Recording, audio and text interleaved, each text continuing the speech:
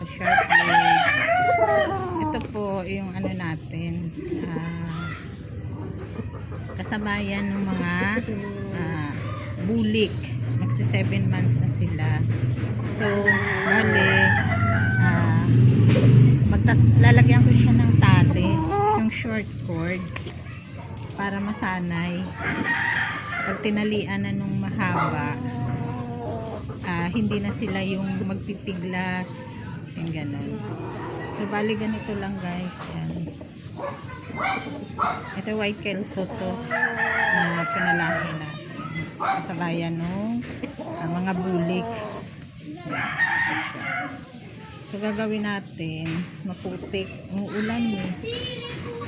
So, bali, lalagyan natin siya ng short cord. Ito siya. Sa kanan ilalagay para masanay sila na may tali. Disclaimer: no animal was harmed, just for breeding purposes only. No harmful of animal. So, ganyan lang. Yan, short cord lang muna ilalagay natin. So, yan. Sa kanan. Para pagka ano na sila, itatali na natin ng sanay na. Diba?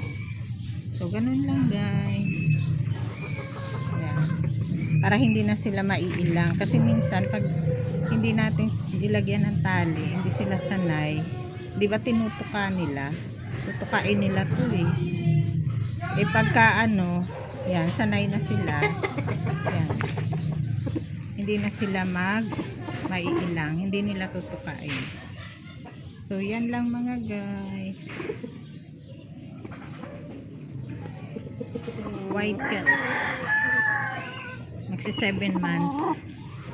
Wait lang. Disclaimer: no animal was harmed, just breeding purposes only.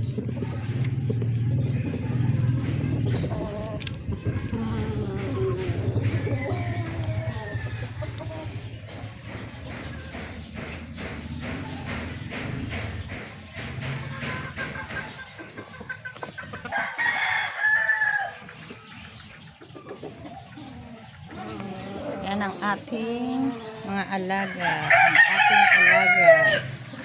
White Kells.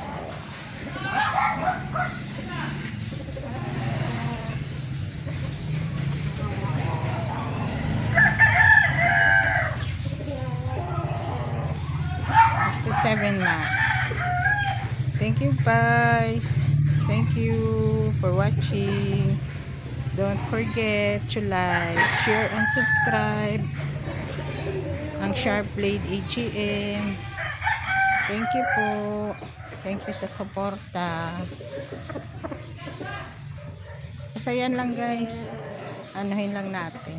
Short cord para masanay lang. Para hindi sila mailang.